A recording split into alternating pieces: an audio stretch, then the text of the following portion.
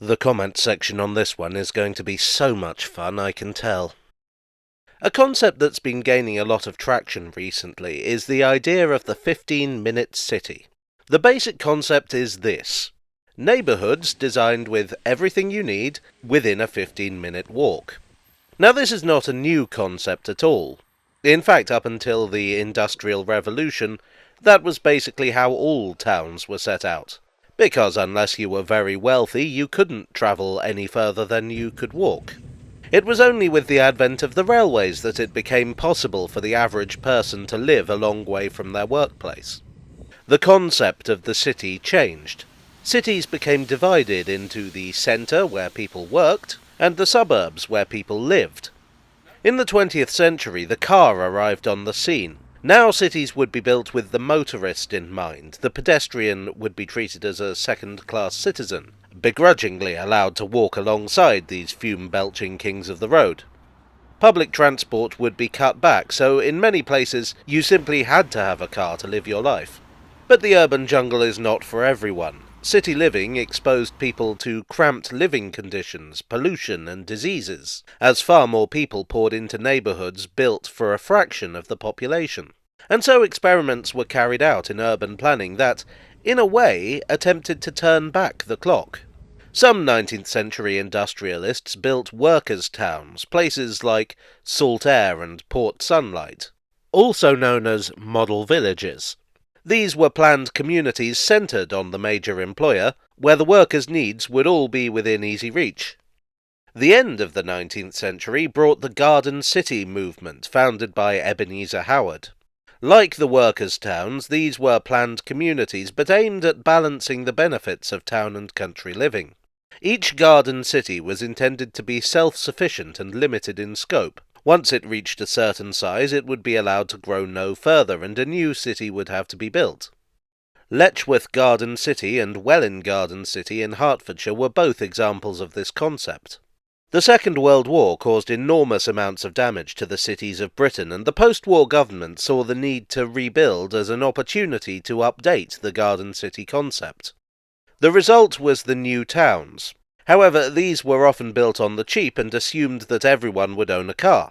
They are often criticised as being soulless, and the problem with building everything at once is that everything needs replacing at once. A good example of how badly planned communities can go wrong was Thamesmead. This had been planned as a huge new town built on ex-military land in southeast London in the late 1960s. Originally, this was to have been the perfect town, with houses, offices, shops, industry, healthcare, schools, green space, lakes and canals, and excellent public transport links.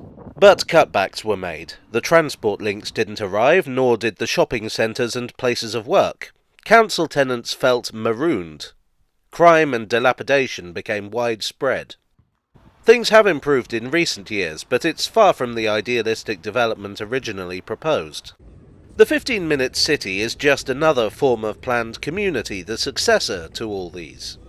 The world has changed a lot over the past few decades. We are more environmentally conscious and more conscious about healthy living. The internet has made working from home far more practical than it ever has been before. And so the 15-minute city, which is basically a development of the Garden City, the workers' town, or the pre-industrial community, was conceptualized in the 2010s. The main difference is that rather than building entirely new towns, the idea is to implement it in existing ones. The aim is to reduce dependence on the car, reduce pollution and congestion, to create more by way of communities, and to create a more egalitarian city. A number of local authorities are currently looking into the concept, such as Birmingham, Canterbury and Ipswich. Now, the concept has its flaws. The trouble with implementing it in existing cities is that, well, those cities already exist. A lot of work would need to be done to make cities built for cars and trains entirely walkable. And then there's the question of what constitutes a 15-minute walk. Someone in their 20s might get a lot further in 15 minutes than someone in their 90s, say. But the biggest, or at least the loudest opposition has come from a rather unexpected quarter: conspiracy theorists. They have looked at the concept of the 15-minute city, put two and two together, and made banana. The basic and possibly deliberate misunderstanding of the concept that they push is that rather than create neighbourhoods where everything is within a 15-minute walk, the 15-minute city will be a place where it is forbidden to leave your local area. That you will be fined for leaving the zone, you will be arrested for going to the wrong place. And this will be used to implement the Great Reset or New World Order or whatever, blah blah blah. Now, frankly, conspiracy theorists see everything as evidence that a sinister organisation is about to take over the world. Given that they've been talking about how this is imminent for at least 30 years, I think we have to accept that either these conspiracy theories are nonsense, or at the very least the conspirators are very disorganised. What is even more interesting to me is that it's not just nutters on internet forums peddling the conspiracy theory. A number of media outlets have been doing the same, including Fox News and GB News. Admittedly, GB News is to informative content what a pile of horse manure is to tea at the Ritz, so perhaps that doesn't count. But even some members of Parliament have leapt onto the idea. Transport Secretary Mark Harper declared at the Conservative Party conference this year, and I quote, "There's nothing wrong with making sure people can walk or cycle to the shops or school. That's traditional town planning. What is sinister, and what we shouldn't tolerate, is the idea that local councils can decide how often you can go to the shops, and that they ration who uses the roads and when, and they police it all on CCTV. Which is a bit weird, because that first bit, the bit that he's fine with, is the actual theory. The second bit is entirely made up. For the record, I should point out that the Department for Levelling Up, Houses and Communities has said the opposite. Earlier this year, in March, I quote, they said, 15-minute cities aim to provide people with more choice about how and where they travel, not to restrict movement. It's not clear whether Mr. Harper's position represents a U-turn in the hope of winning the reactionary vote, a lack of joined-up thinking within the government, or simple ignorance. Still, one would expect the Secretary of State for Transport to have a basic working knowledge of a concept he's talking about that relates to transportation.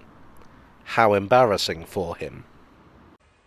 There are plenty of very legitimate reasons to criticise the concept of the 15-minute city.